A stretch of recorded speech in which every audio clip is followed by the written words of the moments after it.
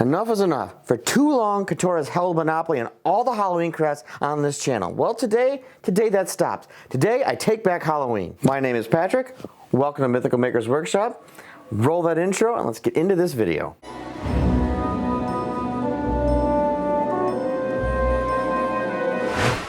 I'm starting out strong, but also simple, with a giant black cat sign made out of foam.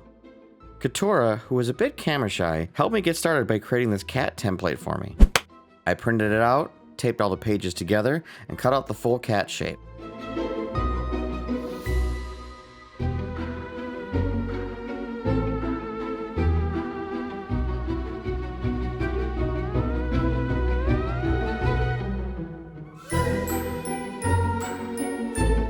I use insulation foam, but if you're planning on playing along at home, you don't have to follow my footsteps exactly. Wood or EVA foam are also two very good and readily available choices of material for this project. I pinned the paper template onto a piece of 1/2" insulation foam board, and then traced the entire design right onto the surface. For everyone playing along at home, there will be a materials list in the description below.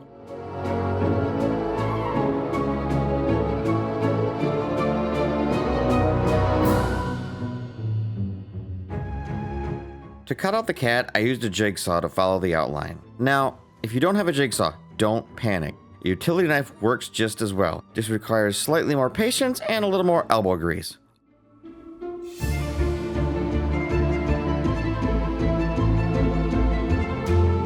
Also, make sure you have a blade long enough to cut through the foam you're using. Once the cat shape was cut out, I switched to a rotary tool to engrave in the face details. The eye sockets, the inner ears, and the mouth.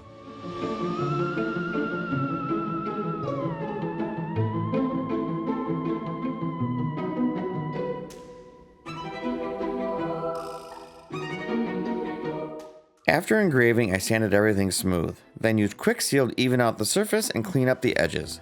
This helps conceal any foam imperfections where the rotary tool got a bit too aggressive.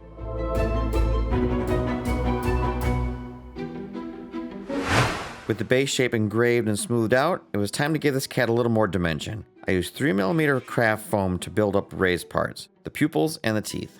They're small details, but adding just that little bit of depth makes a huge difference, giving it that classic look. To attach the foam pieces, I used a foam-safe Gorilla Glue. You do have to be careful when working with insulation foam. The wrong adhesive can melt right through it. And don't ask how I learned this lesson.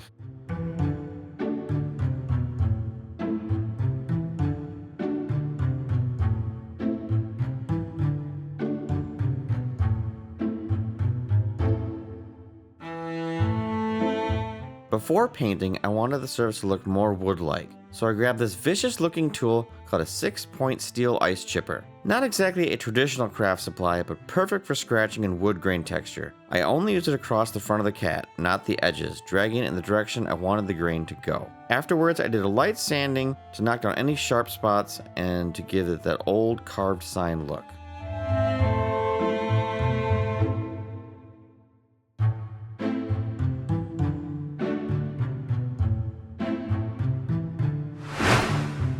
To get the surface ready for paint, I started with a coat of gesso. That helps seal the foam and gives the paint something to latch onto.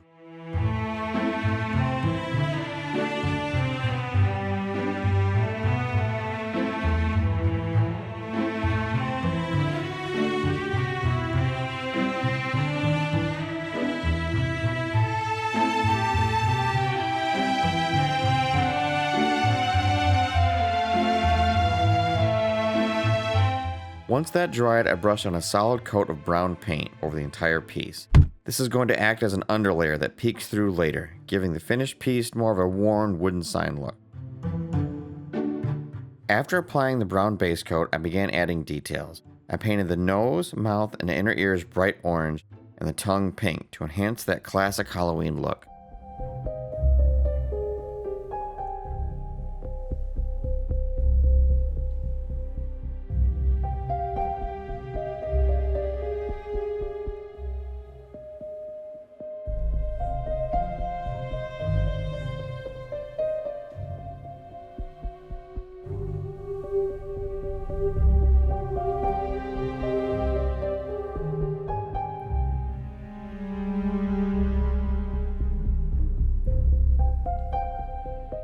For the eyes, I went with yellow, but not just any yellow. I used a fluorescent paint, so the eyes glow under black light. It adds that extra spookiness to the cat, and I mean, how can you not resist making your project glow in the dark?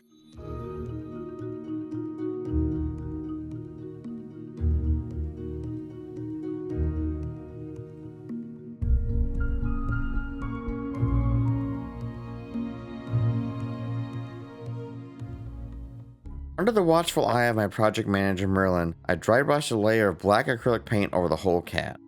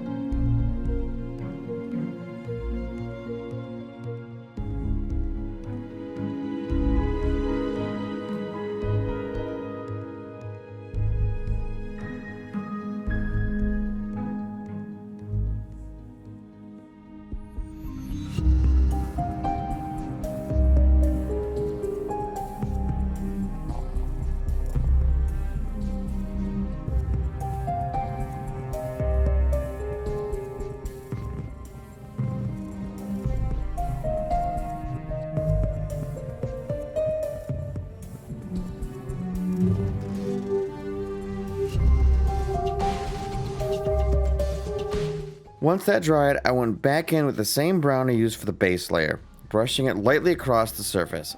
I kept layering black and brown until I was happy with the effect. This piece was made for indoor display, so I didn't seal it with anything, but if you want to hang yours outside, a coat of outdoor varnish should do the trick.